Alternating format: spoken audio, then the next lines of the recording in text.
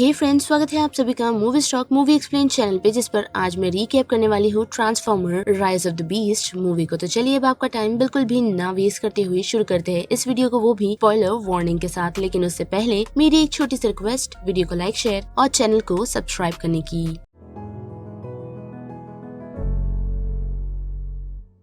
Film की शुरुआत हमें काफी सारे मैक्सिमल्स को दिखाकर की जाती है, जिन पर टेराकॉन्स की पूरी टीम ने हमला कर दिया है। क्योंकि जैसा कि आप सभी को पता है कि यूनिक्रॉन खुद प्लेनेट पे जाकर हमला नहीं कर सकता, जिस कारण ही उसने अपनी टीम भेजी है ताकि वो मैक्सिमल्स के पास से एक की को हासिल कर सके, जिस की के जरिए यूनिक्रॉन पास्ट या फ्यूचर में भी जा सकता है। पर इतना ही नहीं, बल्कि वो टाइम के साथ साथ स्पेस में भी ट्रेवल कर सकता है, जिससे उसे ही आसानी हो जाएगी वो भी सारे प्लैनेट्स को एक एक कर खुद में समाने के लिए, यानी कि उसे गैलेक्टर्स की तरह खाने के लिए, जिससे उसकी भूख शांत होगी। और काफी सारी फाइट्स के बाद भी मैक्सिमल्स से यूनिक्रॉन की आर्मी जीत नहीं पाती, क्योंकि हम देख पाते हैं कि जो मैक्सिमल्स का लीडर है यानी कि कॉन्ग, वो एक दूसरे कॉन्ग को अपना लीडर बनाकर सभी मैक्सिमल्स को इस प्लैनेट से निकाल देता है और तब तक उनकी हिफाजत करता है जब तक वो सभी इस प्लैनेट से निकल नहीं जाते, जिसमें वो कामयाब भी हो जाता है।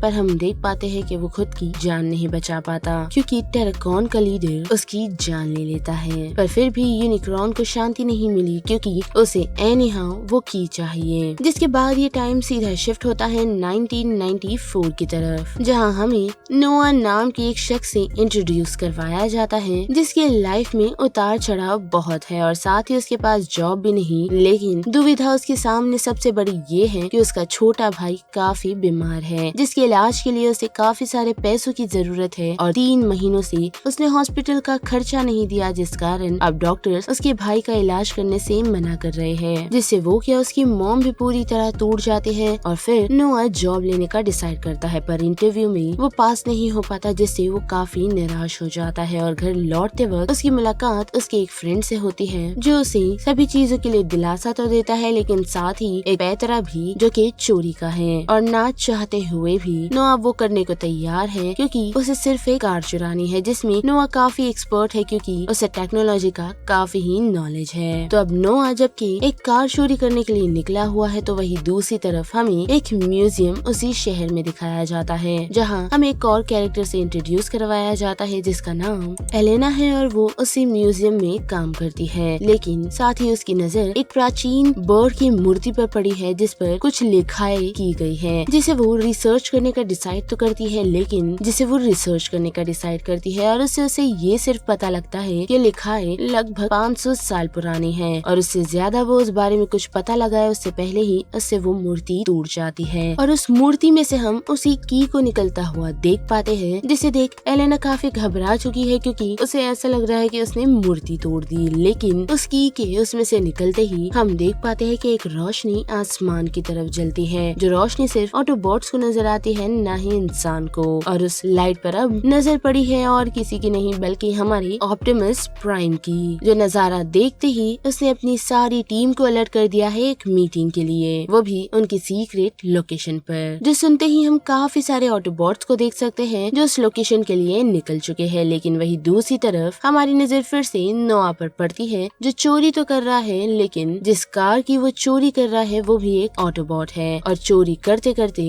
वो कार पर ऑप्टिमस प्राइम का मैसेज आता है, जो सुनते ही वो कार खुद ब खुद चलने लगती है, जिससे नोआ काफी हैरान हो जाता है और वो कार उसे एक लोकेशन पर ले आती है। और वहाँ पहुँचते ही नोआ काफी हैरान है उन कार्स को देख जो अपने असल फॉर्म में आ चुके हैं। लेकिन उससे ज्यादा नाराज ऑप्टिमस प्राइम है, क्योंकि मिराज यानी कि जिस कार को नोआ चुरा रहा था उसका नाम मिराज है। उसे वो यही कहता है कि तुमने मीटिंग में एक इंसान को क्यों लाया। जो बात सुनते ही मिराज उसे कहता है कि ये शख्स दिल से काफी ही अच्छा है, ये मजबूरी में चोरी कर रहा था, जिस कारण ये हमारे कुछ काम आ सकता है। जिसे इग्नोर कर ऑप्टिमस प्राइम उन सभी को बताता है कि घर जाने का वक्त आ गया है। जी हाँ, उन लोगों ने लगभग 7 सालों से अपने घर का मुख तक नहीं देखा, जिस कारण अब उन्हें वो की चाहिए ताकि वो साइबरट्रॉन वापस जा सके। लेकिन अब मसला ये है कि वो की म्यूजियम से चुराए तो कैसे चुराए, क्योंकि उनकी हाइट बॉडी तो हमें पता ही है, जिस कारण इस जगह उन लोगों की मदद और कोई नहीं बल्कि नोहा करेगा, जो मान भी जाता है, वो भी काफी सारे पैसों के बदले, क्योंकि जैसा कि हमें पता ही है कि उसे पैसों की सख्त जरूरत है। और वो सभी यहाँ से सीधा म्यूजियम की तरफ निकलते हैं, जहाँ नोआ की मुलाकात एलेना से होती है, जो उसे सच सच बता देता है कि उसे चाबी क्यों चाहिए, लेकिन वो उसकी बातों पर भरोसा नहीं करती और उसे चाबी तक नहीं देती। पर हम देख पाते हैं कि म्यूजियम के बाहर ऑटोबॉट्स नहीं बल्कि उस लाइट को फॉलो करते हुए टर्कन्स की आर्मी भी पहुंच चुकी है, जिनमें उनका लीडर स्कर्श भी शामिल है। और इस कारण अब उन दोनों टीम्स के बीच एक जंग छिड़ चुकी है, जिस जंग में उन लोगों ने म्यूजियम को बर्बाद तो कर ही दिया है, लेकिन साथ ही स्कर्च ऑलमोस्ट ऑप्टिमस प्राइम को मारने ही वाला होता है। पर वक्त रहते बम्बल बी उसे बचाता हुआ पहुंचता है, जिसे बचाने के चक्कर में बम्बल बी अपनी जान खो देता है। और इतनी सारी तबाही करने के बाद भी टर्कन्स की आर्मी को चाबी नहीं मिलती, क्योंकि उस सिचुएशन में नोआ और एलेना छिप चुके थे, जिस पर उसकी नजर पड़ी ही नहीं। पर जैसे ही वो टर्कन्स की आर्मी वहाँ से निकल जाती है, तो सभी ऑटोबॉट्स नोआ और एलेना को उसकी का सच बताते हैं कि क्यों टर्कन्स को वो चाबी चाहिए, और साथ ही ये चाबी का सिर्फ आधा हिस्सा है, जिससे एलेना का दिमाग चलता है और वो उन्हें कहती है कि उसने इस चाबी पर बनी हुई मूर्ति को पढ़ा था, जिससे उसे कुछ लोकेशंस पता चली है। जी हाँ, उसे पेरू की प्राचीन टेम्पल का लोकेशन पता चला है, जहाँ में भी इस चाबी का दूसरा हिस्सा हो सकता है। जो बात सुनते ही सभी लोग पेरू के लिए निकल पड़ते हैं, यानी कि उसी टेम्पल और उसी चाबी को ढूंढने के लिए निकल पड़ते हैं। पर वहाँ जाते ही उन लोगों को उस मंदिर में एक छोटी सी जगह मिलती है, जिसमें कोई भी ऑटोबॉट्स नहीं जा सकते, जिस कारण प्राइम यानी कि ऑक्टोपस प्राइम ये डिसाइड करता है कि नोआ और एलेना उस की को ढूंढने के लिए उस गुफा में जाएगी, और तब तक उनकी रक्षा के लिए वो सभी यहाँ पर पहरा देंगे। जो सुनते ही एलेना और नोआ उस की को ढूंढने के लिए निकल तो पड़ते हैं, लेकिन उस गुफा में जाते ही उन लोगों को एक बक्सा मिलता है, जिस बक्से के अंदर चाबी तो नहीं, लेकिन काफी सारी इन्फॉर्मेशन होती है, जिसे एलेना नोट डाउन कर लेती है। और वही दूसरी तरफ यानी कि बाहर की तरफ हम देख पाते हैं कि जहाँ सभी उस लोकेशन की सुरक्षा तो कर रहे हैं, ताकि टर्कॉन्स की आर्मी उन लोगों पर हमला न करे, लेकिन हम देख पाते हैं कि स्केचर भी काफी चालाक है, जो दूर से ही उन सभी को नोटिस कर रहा है और इस मौके का वेट कर रहा है कि कब नोआ और एलेना को वो की मिले और जल्द से जल्द फिर वो उसे हासिल कर ले। लेकिन ऐसा होता नहीं, क्योंकि एलेना और नोआ के हाथ जब वो बक्सा लगता है, तो उसे देख स्केचर को ऐसा ही लगता है कि उन लोगों को चाबी मिल चुकी है, जिस कारण वो अपने एक छोटे से मेंबर को उन लोगों पर हमला करने के लिए भेजता है, जिससे नोआ सतर्क हो जाता है और सभी लोगों को सतर्क भी कर देता है, और साथ ही टर्कॉन्स की आर्मी ऑटोबॉट्स पर हमला कर देती है। पर इस बार टर्कॉन्स की आर्मी ऑटोबॉट्स के सामने टिक नहीं पाती, क्योंकि इस बार टर्कॉन्स की आर्मी को डटकर फाइट बैक ऑटोबॉट्स का मिलता है। पर वही दूसरी तरफ हम एलेना और नोआ को देख सकते हैं, जो गुफा के दूसरी तरफ से निकले हैं, वो भी टर्कॉन की आर्मी के भेजे हुए एक शख्स से बचते हुए, जो रास्ता उन्हें जंगलों की तरफ ले आया है। और आगे बढ़ने पर उन लोगों की मुलाकात मैक्सिमल से होती है, जो सभी एलेना और नोआ को घेर लेते हैं। पर उसी मौके पर ऑप्टिमस प्राइम आ पहुँचता है, जो उन लोगों को बताता है कि ये हमारे साथ है। पर फिर भी मैक्सिमस उन लोगों की बात नहीं सुनते और ऑलमोस्ट हम उन दोनों के बीच लड़ाई देखने ही वाले होते हैं। पर उसी मौके पर एक मैक्सिमल, जो कि ईगल के फॉर्म में है, जिसका नाम एरिजोर है, वो उन सभी को बताती है कि तुम लोग पास्ट और फ्यूचर से हो। जो बात उन लोगों को समझ नहीं आती, तो एरिजोर मैक्सिमल्स को ऑटोबॉट्स की टीम से मिलवाती है, जिसमें ऑप्टिमस प्राइम का नाम सुन मैक्सिमल्स काफी ही हैरान है। और साथ ही मैक्सिमल्स का लीडर ऑप्टिमस प्राइम को अपना नाम ऑप्टिमस प्राइमल बताता है, और साथ ही ये भी कि उसका नाम ये क्यों रखा गया। जो नाम उसका इसीलिए रखा गया है क्योंकि फ्यूचर में चल ऑप्टिमस प्राइम एक महान योद्धा बनने वाला है, और उसे गर्व है कि उसका नाम ऑप्टिमस प्राइम पर रखा गया है। पर फिर ऑप्टिमस प्राइम उन सभी से उस चाबी के बारे में पूछता है, जिसके जवाब में ऑप्टिमस प्राइमल उन्हें कहता है कि वो चाबी उसने छुपा दी थी, क्योंकि उसे पता है कि कभी न कभी कोई न कोई उस चाबी को लेने यहाँ जरूर आएगा। जिस चाबी को उसने उनके पास के ही कबीले में एक शख्स को दी है, जो उसे उसके कहने पर वो चाबी लाकर दे देता है।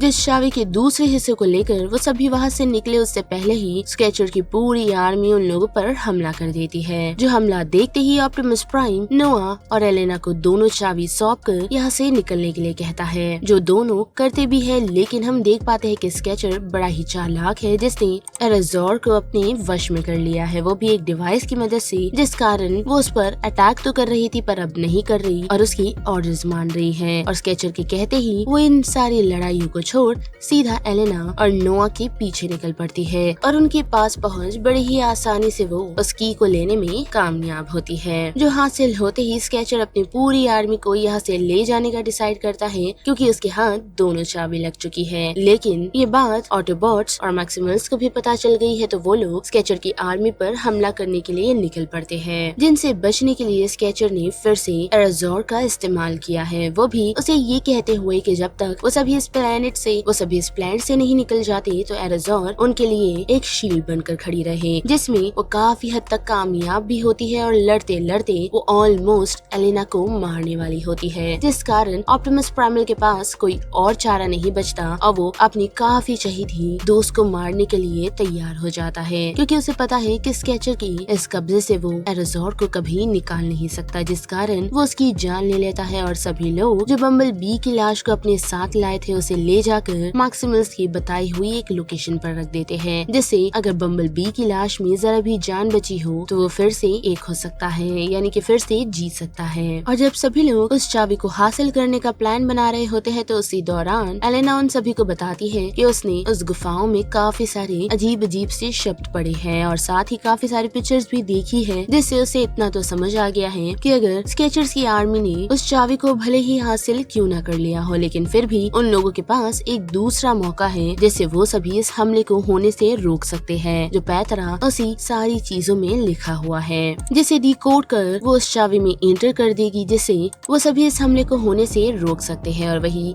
दूसरी तरफ हम स्केचर्स की पूरी आर्मी को देख सकते हैं जिन्होंने उस चाबी को एक्टिवेट कर दिया है, और वही हम यूनिक्रॉन को देख भी पाते हैं जो ऑलमोस्ट अर्थ की तरफ उसे एब्जॉर्ब करने के लिए यानी कि उसे खाने के लिए उसकी तरफ बढ़ रहा है, जिससे सभी ऑटोबॉट्स और मैक्सिमल्स को यह एहसास हो गया है कि उन लोगों के पास ज्यादा वक्त नहीं, जिस कारण जरा भी ना सोचते हुए वो लोग स्केचर्स की आर्मी पर हमला कर देते हैं। और इन्हीं सारी फाइट्स के दौरान हम एलेना को देख पाते हैं जो उन सभी आर्मी से बचते हुए छुपते छुपाते नोआ के साथ उस की तरफ आ पहुंची है जिसे वो डिकोड कर सके, लेकिन वो ऐसा कर नहीं पाती क्योंकि स्केचर वहां पहुंच जाता है, जिसकी नजर नोआ पर पड़ चुकी है और वो उसे मारने के लिए उसकी तरफ बढ़ता है, लेकिन ऐसा हो नहीं पाता क्योंकि हम मिराज को देख सकते हैं जो उसे डिफेंड करते हुए स्केचर के सामने खड़ा हो जाता है। पर उस हमले से मिराज काफी घायल हो जाता है और उसकी ऐसी हालत देख नोआ काफी अपसेट हो जाता है, पर मिराज उसे कहता है कि उसे उसकी जरूरत है और उसे अटैच हो जाता है मानो जैसे नोआ भी एक ट्रांसफॉर्मर बन चुका है। जिसके बाद ऑप्टिमस प्राइम भी उन लोगों को उस सिचुएशन से बचाने के लिए पहुंचता है, जिसके साथ साथ ऑप्टिमस प्राइम और नोआ मिल स्केचर का सामना तक करते हैं। जिस हमले में स्केचर्स की नजर एलेना पर पड़ती है जो उस चाबी को डिकोड कर रही होती है, जिस कारण वो उस डिस्प्ले को ब्लास्ट कर देता है ताकि एलेना ऐसा ना कर पाए, जिसमें वो कामयाब भी होता है और अब एलेना के पास कोई दूसरा प्लान नहीं बचा। जिसके साथ साथ हम ये भी देख पाते हैं कि ऑलमोस्ट यूनिक्रॉन अर्थ पर पहुंचने ही वाला है, जिससे एक काफी सारी एनर्जी उस अर्थ पर क्रिएट हुई है और उस कारण बम्बल भी जाग चुका है, जो उठते ही उन सभी की यानी कि ऑटोबॉट्स और मैक्सिमल्स की आर्मी का साथ देता है स्केचर की टीम को हराने के लिए। और वही दूसरी तरफ हम ऑप्टिमस प्राइम को देख पाते हैं जिसने नोआ के साथ मिल स्केचर को खत्म कर दिया है, पर साथ ही अब उसे इस अर्थ को बचाना है, भले ही उसके लिए उसे कुछ भी क्यों ना करना पड़े, जिसके लिए वो पहले तो सभी मैक्सिमल्स और ऑटोबॉट्स को यहाँ से जाने के लिए कहता है और खुद उस पोर्टल को बंद करने का डिसाइड करता है, वो भी उस चाबी को डिस्ट्रॉय कर, क्योंकि उसका मानना ये है कि भले ही उन लोगों का घर क्यों ना था, लेकिन काफी सालों से वो लोग अर्थ पर ही रह रहे हैं, जिस कारण